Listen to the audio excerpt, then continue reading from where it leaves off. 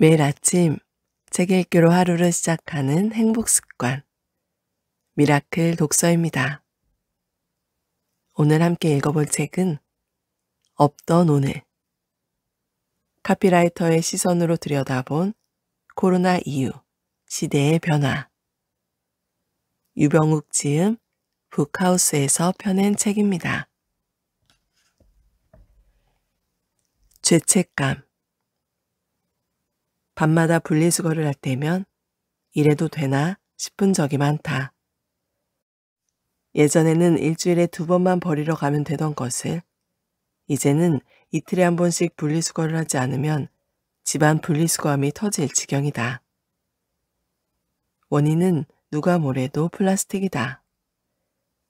그리고 그 넘치는 플라스틱의 원인 중 하나는 분명 코로나다.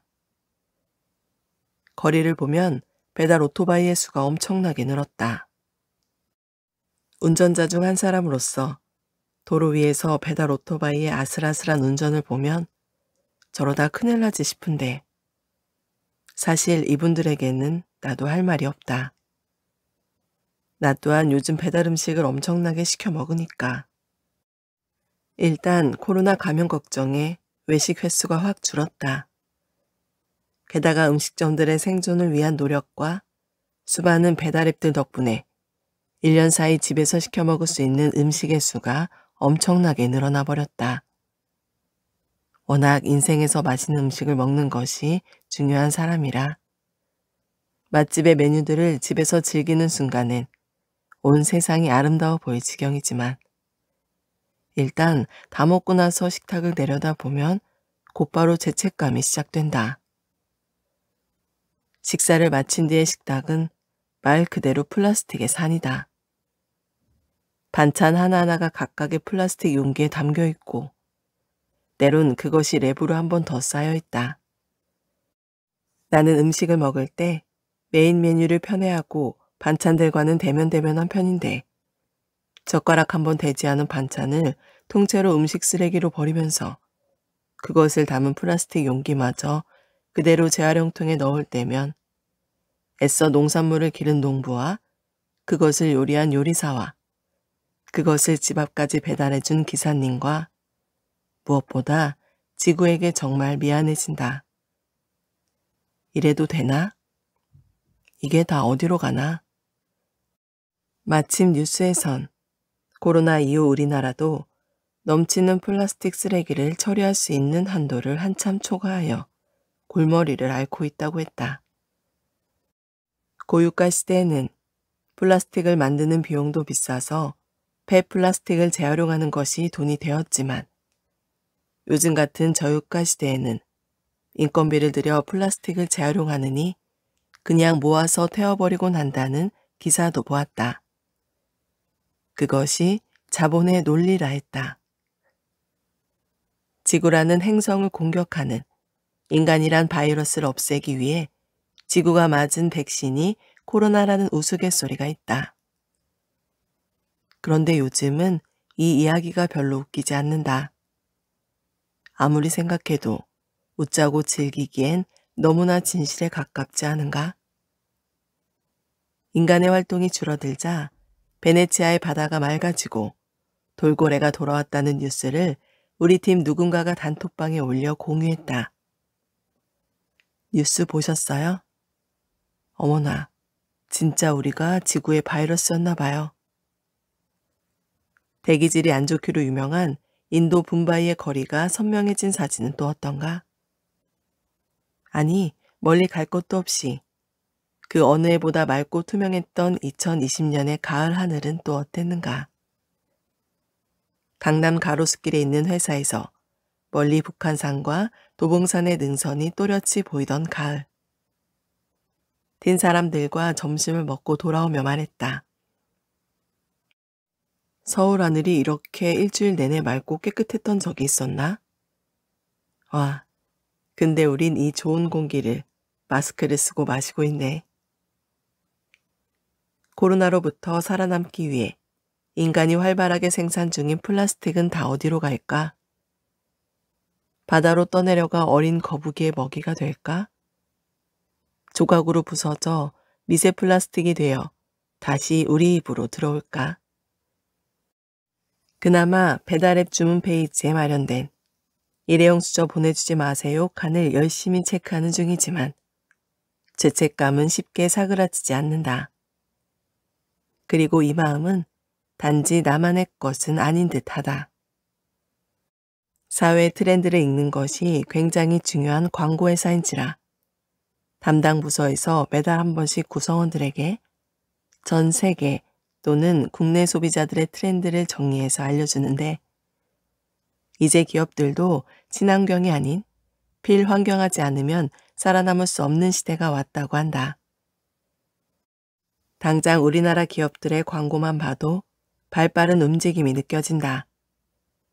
재생 플라스틱에 담았다는 엔진오일 광고, 버려진 페트병으로 만들었다는 겉옷 광고, 스팸의 노란 뚜껑이 사실은 아무 기능 없는 플라스틱 장식이라는 사실이 알려진 후 소비자 단체가 스팸 뚜껑 반납 운동을 시작하자 뚜껑 없는 추석 선물 세트를 시작으로 차례로 뚜껑을 없애겠다고 발표한 기업까지.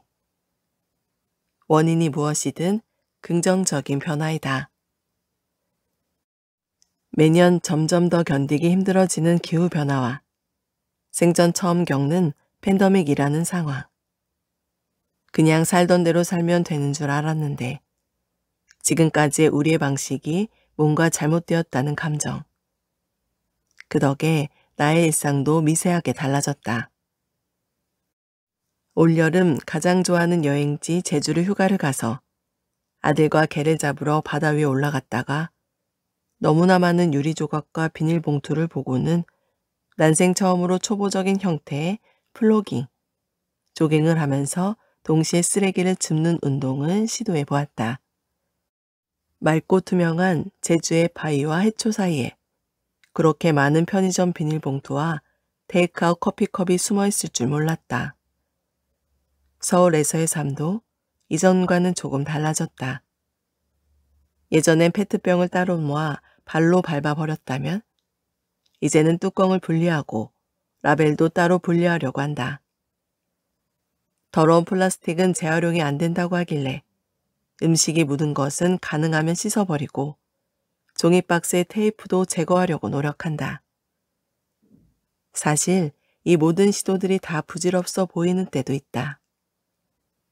최선을 다해 작업한 페트병을 아파트 재활용함에 버리다가 그 안을 들여다보면 인간이 마신 흔적만 있을 뿐 너무나 온전한 형태로 버려진 페트병들이 대다수일 때가 많다.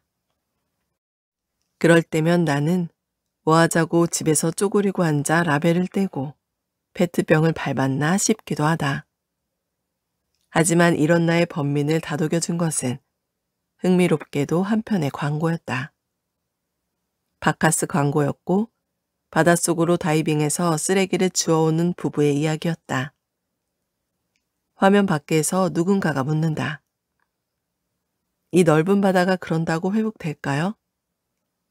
그러자 다이버 남편이 대답한다. 최소한 우리가 지나온 길은 바뀌잖아요. 그렇구나. 한 사람이라도 노력을 하면 적어도 한 사람 어치는 좋아지겠구나. 그린피스 같은 NGO 단체를 통해 지구에 대한 미안함을 실천으로 옮기는 사람들도 있지만 그럴 용기가 없는 나 같은 사람은 그저 한 사람 어치만이라도 하면 되는 거구나. 페트병에서 손톱으로 열심히 플라스틱 라벨을 뜯어내면 적어도 떨어진 플라스틱 라벨만큼은 지구에게 도움이 되겠구나. 코로나19 이후 지구에 대한 미안함을 느끼는 순간이 늘었다. 그리고 이런 미안함을 느끼는 사람들이 내 주위에도 부쩍 많아졌다. 미안해하고 죄책감을 느끼는 인류가 꽤 많다는 사실을 지구도 얼른 알아차리고 천천히라도 좋으니 조금씩 예전의 지구로 돌아가 주길 고대한다. 나의 사랑하는 어머니가 10달을 고생하여 낳은 나인데 알고 보니 인간이 아니라 지구를 공격하는 바이러스였다면 너무나 슬픈 일 아닌가? 마스크. 2m, 비말의 비행거리, 그리고 인류가 최소한의 안전을 지키기 위해 고안한 사회적 거리. AI가 인간 최고의 두뇌를 이긴 시대에 침방울의 비행거리가 문명의 새로운 기준이 되다니 허탈하고도 놀랍다. 커피숍을 가도 투표장을 가도 우리는 상대의 침방울이 날아와 닿지 않을 만큼 떨어져 서 있다. 바닥에 프린트된 발자국 모양에 얌전히 내 발 모양을 맞추고서 혹시라도 바이러스가 숨어 있을지 모르는 상대방의 침방울을 막는 방법은 두 가지다. 떨어져 있거나 애초에 튀지 않게 하거나. 다행스럽게도 우리나라 사람들은 두 가지 방법에 모두 협조적인 편이다. 한국 사회에서 마이크 무용론은 코로나 초기에 잠시 고개를 들었다가 사라졌고, 덕분에 다른 나라에 비해 우리는 코로나와 상대적으로 잘 싸우고 있는 중이다. 밥벌이를 위해 아침 지하철을 타고 출근하다 보면 객차를 빽빽하게 채운 사람들이 모두 잠재적인 바이러스의 운반자들처럼 느껴질 때가 있다. 그럴 때마다 속으로 생각한다. 그나마 다행이구나. 마스크가 있어서. 내 입과 그의 입을 막아 그나마 우리는 일상생활을 할 수 있구나. 생각해보면 대단히 원시적인 형태의 이 흰 조각이 인류의 생존 능력을 비약적으로 증가시키고 있다. 진화 과정에서 물속의 산소를 흡수하기 위해 태어난 아가미처럼 마스크는 생존을 위해 변이한 별도의 신체 기관처럼 느껴질 정도다. 이제는 입 주변에 마스크가 없으면 몸이 먼저 그 차이를 알아챈다. 휴일에 커피 사러 나갈 때, 마스크를 깜빡하고 음식물 쓰레기를 버리러 나갈 때, 현관문을 열고 나갔다가 입 주변에 직접 바깥 공기가 닿으면 금방 어색한 기분이 든다. 하루는 마스크 없이 사람들이 가득한 엘리베이터에 탔다가 내가 마스크를 쓰지 않았다는 사실을 깨닫고는 당혹스러워 외투의 지퍼를 맨 위까지 올렸다. 마스크 없는 외출은 속옷을 안 입고 밖을 돌아다니는 간밤의 꿈처럼 당혹스럽다. 사실상 주위의 모든 사람들이 마스크를 끼고 있으니 전에 없던 변화들이 생기고 있다. 변화는 생각보다 훨씬 근본적인 부분부터 시작된다. 일단 상대의 감정을 읽는 일이 어려워졌다. 광고주와 미팅을 해보면 우리 회사가 준비한 안을 어떻게 생각하는지를 파악하는데 시간이 더 걸린다. 눈꼬리와 눈썹의 모양이 힌트의 전부이기 때문이다. 사람의 감정은 눈 아랫부분의 움직임에서 꽤 많이 드러나는데 그 부분이 가려져 있으니 상대의 마음을 알기가 쉽지 않다. 입꼬리의 움직임, 벌린 입의 크기, 올라간 광대뼈 주위의 살. 상대의 마음을 읽는 일에 이렇게나 총체적인 정보들이 필요했다니 예전엔 생각조차 못했던 일이다. 얼마 전 중요한 광고주와의 미팅에서 나는 상대의 의견에 동의를 표하고 싶어 평소보다 훨씬 과장되게 얼굴 윗부분을 움직이고 있다는 사실을 깨달았다. 나는 일부러 고개를 더 많이 끄덕였고 얼굴 근육을 더 크게 움직였다. 결국 상대방에게도 내 얼굴의 윗부분만 보일 테니까. 자연스럽게 체득한 코로나 시대의 의사 전달법이다. 굳이 찾아보자면 마스크에도 몇 가지 장점이 있다. 팀의 김대용 아트 디렉터가 재미있는 이야기를 들려주었다.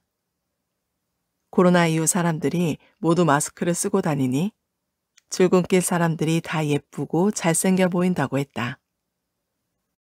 그는 스키장 효과라는 표현을 썼는데 슬로프 위에서 눈만 내놓고 있으면 웬만한 사람은 다 잘생겨 보이는 현상과 비슷하다고 했다. 사실 마스크를 쓰고 있으면 상대가 어떤 사람이라는 단서가 잘 드러나지 않는다. 긍정적으로 보면 상대를 예단하지 않고 대할 수 있다. 저 사람이 어린지, 나이 들었는지, 돈이 많고 적은지를 예측할 수 있는 시각적인 정보가 내게 덜 넘어오니까. 우리는 오히려 전보다 편견 없이 상대를 대할 수 있다. 뜬금없는 이야기지만 마스크를 낀 사람들을 보면 나는 종종 알 수 없는 동질감을 느낀다. 하는 일과 나이와 사회적 위치가 모두 달라도 마스크를 쓰고 있다는 사실만큼은 같으니까. 비슷한 감정을 나는 훈련소에서 느껴본 적이 있다. 사회에서 뭘 하다 왔는지 얼마나 대단한 사람인지는 모르겠지만 다 똑같은 군복에 철모를 쓰고 태양볕에 앉아있다 보면 자연스럽게 전우애가 생긴다. 그래, 당신도 참 고생이다. 금방 친해지고 금방 속을 터놓는다. 마찬가지로 우리는 모두 느닷없이 찾아온 바이러스의 공격으로부터 일상생활을 지키기 위해 견디고 있는 것이다. 빽빽한 전철 객차 안의 마스크들을 보며 생각한다. 여기 있는 우리 모두 참 고생 많으십니다. 코로나로 여행을 갈 수 없게 되자 여행 마니아인 아내가 생각해낸 간접 여행법이 있다. 식탁에 맥주나 와인, 안주를 잔뜩 올려놓고 아이패드로 걸어서 세계 속으로 같은 여행 프로그램을 본다. 일본 3대 우동을 찾아서나 천재들의 도시 피렌체를 틀어놓고 맥주를 마시면 여행 가고 싶은 마음을 조금은 달랠 수 있다. 슬프게도 영상은 모두 몇 년 전에 올라온 것들이다. 지금은 해외에 나갈 수 있는 촬영팀이 없으니 여행 영상도 2019년 이후로는 존재하지 않는다. 얼마 전에 헝가리 전통시장 살라미 소세지의 비법에 대한 동영상을 보다가 재미있는 일이 있었다. 소시지 공장의 기술자가 수많은 살라미들 틈에 들어가 자신이 이 소시지에 얼마나 심혈을 기울였는지를 설명하고 있었는데 영상을 보던 아내는 깜짝 놀라 외쳤다. 저분 저기서 뭐 하시는 거야? 저러면 안 되는데. 화면 속의 기술자는 마스크를 쓰지 않고 소시지들 틈에서 인터뷰를 하고 있었다. 수년 전에 찍은 콘텐츠를 보며 우리는 행여 소시지가 오염되지는 않았을지 소시지의 안부를 걱정하고 있었다. 우리의 위생관념이 전보다 훨씬 엄격해진 것이다. 과거에 당연했던 것들도 하나둘 당연하지 않게 되었다. 지난달 수백억 원이 걸린 경쟁 PT에서 프레젠테이션을 했는데 마이크를 들고 마스크를 쓰고 했다. 한 달을 준비한 이 중요한 결과물을 웅웅 울리는 목소리로 전달해야 한다는 사실이 속상했지만 이제 모두의 우선순위는 전달이 아니라 안전으로 바뀐 지 오래였다. 누구도 이 일을 제기하지 않았고 모두가 경청하며 40분의 PT를 마쳤다. 예전엔 말도 안 되었을 마스크 프레젠테이션이었지만 말하는 이가 더 또박또박 말하고 듣는 사람도 조금 더 주의를 기울이니 불가능한 일만은 아니었다.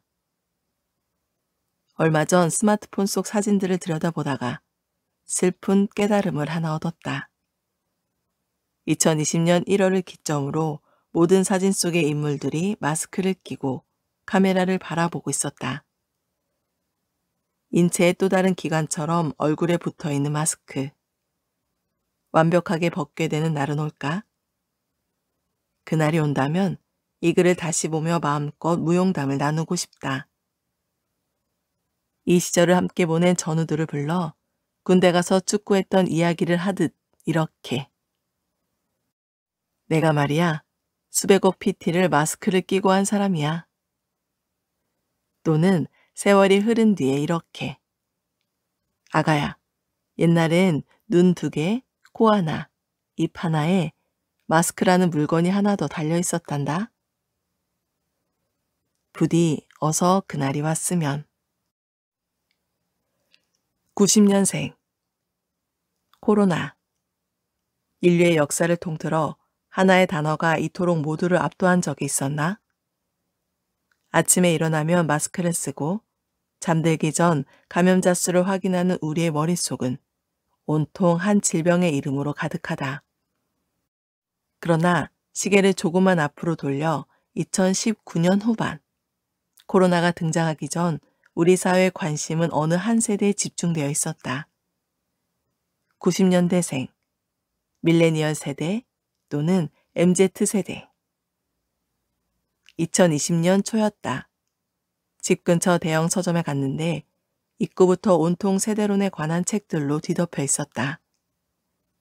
책들은 벽지의 패턴처럼 비슷한 제목을 달고 서점의 중요한 길목마다 포진해 있었다. 밀레니얼과는 어떻게 일해야 하는지, 밀레니얼의 무엇을 건드리면 큰일 나는지, 밀레니얼들에게 물건을 팔려면 어떻게 해야 하는지, 90년생이 오는데 지금 이러고 있으면 안 되는데 당신은 한가하게 뭘 하고 있는지. 제목들은 조금씩 달랐지만 그 책들은 공통적으로 새로운 인류가 도래했으며 그들을 이해하지 못하는 이들은 금세 꼰대가 되니 어서 이 책을 읽으라고 외치는 중이었다.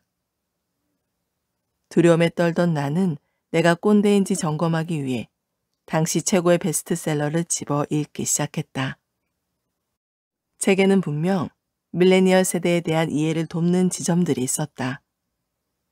태어나 단 한 번도 인터넷이 없던 순간을 경험해 본 적이 없는 디지털 네이티브들이니 나와는 사고방식도 판단 기준도 다른 것이 당연했다.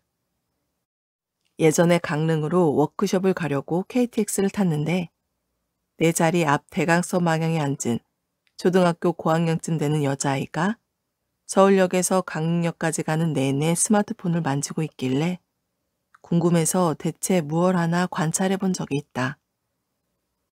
아이는 미리 찍어둔 영상 가운데 슬라임을 만드는 동영상 클립을 앉은 자리에서 스마트폰을 이용해서 편집하고 자막을 넣고 유튜브에 올렸다. 나에게는 꽤 많은 시간과 노력이 필요한 일을 저렇게 아무렇지 않게 해내다니. 디지털 네이티브라더니 다르긴 다르네. 그러나 그 다름을 인정하는 와중에도 나는 그 압도적인 세대론이 불편했다. 인구 통계학적으로 특정 연도에 태어났다는 이유로 이들 집단은 나의 집단과 그토록 결정적인 차이가 있는가? 밀레니얼들에 대한 책들을 보면 나는 가끔 지구인이 외계인 보듯 써내려간 듯한 느낌을 받는다. 애초에 다른 집단이라는 것을 전제로 무엇이 다른지에만 집요하게 확대경을 댄 것 같다. 나 또한 사회에서 만나본 밀레니얼들이 매우 개인적이고 합리적인 판단을 좋아한다고 느끼긴 했다. 하지만 따지고 보면 90년생이 아닌 세대들도 요즘은 전보다 훨씬 개인적이지 않나? 이것이 단지 특정 세대의 특징일까? 부조리를 참고 권위에 복종하고 인생에 단 하나의 답이 있다고 믿는 삶의 방식. 기성세대들 사이에서도 전보다 확실히 줄어들지 않았나? 세대론을 이렇게 삐딱하게 보는 이유는 나 또한 꼰대로 불리기 딱 좋은 나이의 기성세대이면서도 꾸준히 20대들을 만나고 있기 때문이다. 나는 광고인을 꿈꾸는 대학생들을 위해 광고회사에서 운영하는 재능기부 활동인 TBWA 주니어 보드의 10년째 멘토로 활동하고 있다. 이 글을 쓰겠다고 10년 동안 만난 친구들을 인구 통계학적으로 분석해보니 1986년생부터 2000년생까지 고르게 분포되어 있다. 멘토와 멘티로 만나는 시점에서는 다들 대학생이었으니 나는 꾸준히 20대들과 좋아하는 것, 크리에이티브하다고 생각하는 것에 대해 이야기해온 셈인데 그 10년의 기간 동안 단 한 번도 이 친구들을 다른 별에서 온 사람들이라고 생각해 본 적이 없다. 내가 특별한 사람인 걸까? 그럴 리 없다. 돌아보면 내가 선배랍시고 후배들에게 했던 수많은 조언들이 어떤 면에서는 얼마나 꼰대스러웠는지 이제야 조금 알 것 같다. 하지만 그들이 나를 참고 견뎌줬던 이유는 우리 사이에 공통의 관심사가 있었기 때문일 것이다. 어떻게 하면 좋은 문장을 쓸 수 있는지, 어떻게 하면 꾸준히 좋은 생각을 할 수 있는지, 우리가 좋아하는 일을 어떻게 더 잘할 수 있는지에 대한 비슷한 고민들. 오히려 동년배라도 세계관이 다르면 격렬하게 부딪히지 않나? 아니, 애초에 말을 안 섞지 않나? 대부분의 세대 차이를 만드는 건 물리적인 나이가 아니라 세계관과 취향이다. 한 세대가 균질한 어떤 특징이 있다는 생각은 남자는 운동을 잘하고 여자는 요리를 잘해요. 같은 말처럼 들린다. 90년대생에 대한 책을 보면 어떤 느낌이 드느냐고 90년대생들에게 물어보니 그들도 비슷한 대답을 들려주었다. 아, 90년생만 빼고 다 읽는다는 90년대생에 관한 책이요? 책 한 권으로 복잡 미묘한 우리를 이해할 수 있을까요? 어쩌면 우리는 쉽게 세상을 이해하기 위해 세대론이라는 틀을 짜고 그 안에 사람들을 구겨넣고 있지는 않은가? 10년의 세월 동안 밀레니얼들을 만나며 느낀 건 공포보다 안도였다. 관심사와 취향, 세계관이 비슷한 사람들끼리는 생각보다 훨씬 빨리 말이 통했다. 좋아하는 것이 같고 달성하고자 하는 목표가 같은 이들과는 나이차 따위는 별로 중요하지 않아 보였다. 나는 카피라이터를 꿈꾸는 후배들과 만나 점심을 먹으며 이야기를 나눌 때가 많은데 화제가 요즘 어떤 책을 읽었는지로만 이어져도 1시간은 금방 지나가 버린다. 내가 좋아하는 작가의 글을 후배가 아직 읽어보지 못했다면 그 작가의 매력에 대해 얘기하느라고 한참. 이번엔 후배가 좋아하는 글에 대해 듣다가 이런 포인트가 있었네 신기해서 한참. 요즘 나온 좋은 광고에 대해 이야기하다가 광고계 이야기로 빠져서 또 한참. 예전에 아무리 친했던 사람도 일단 서로 전혀 다른 길로 걷게 된 뒤로는 오랜만에 만나도 금방 화제가 떨어져 버려 당혹스러울 때가 있는데 생각을 조금 확장해 보면 앞으로 더 중요한 건 공통의 취향과 관심사가 아닐까? 혈연, 지연, 학연의 힘은 현저하게 약해지지 않을까? 학교가 모든 걸 보장하는 시대는 점점 끝나가고 있다. 그러니 학연에 매달리는 이들도 줄어들 것이다. 인터넷으로 모든 것이 긴밀하게 연결되는 시절이니 물리적으로 가까운 이들에게 이해관계가 생기는 지연도 조금 희미해질 것이다. 같은 학교를 나와서, 같은 고향에 살아서가 아니라 같은 생각이라서, 같은 목표를 추구해서 만나는 이들. 궁극의 커피를 만들고 싶어서, 아름다운 문장을 쓰는 감정을 공유하고 싶어서, 달리는 순간의 희열이 너무 좋아서 모이는 이들. 앞으로 우리는 이런 사람들과 훨씬 밀도 높은 시간을 보내지 않을까? 그리고 적어도 이 집단 안에서는 세대론이란 무의미하지 않을까? 새로운 세대와 어떻게 만나야 하나 겁이 나서 그들을 책으로 공부하고 있는 기성세대 여러분. 세대론은 그냥 참고만 하길 바란다. 어느 세대를 막론하고 멋진 건 멋지고 구린 건 구리다. 구린 권위를 기대하지 말고 꾸준히 멋진 판단을 보여준다면 밀레니얼이든 밀레니얼의 손자 손녀든 금세 당신과 친해질 것이다. 그리고 제발 돌아가면서 한마디씩 해볼까? 같은 방식은 쓰지 않길 바란다.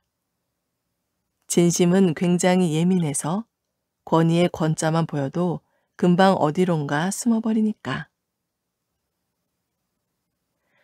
오늘 미라클 독서는 여기까지 읽도록 하겠습니다.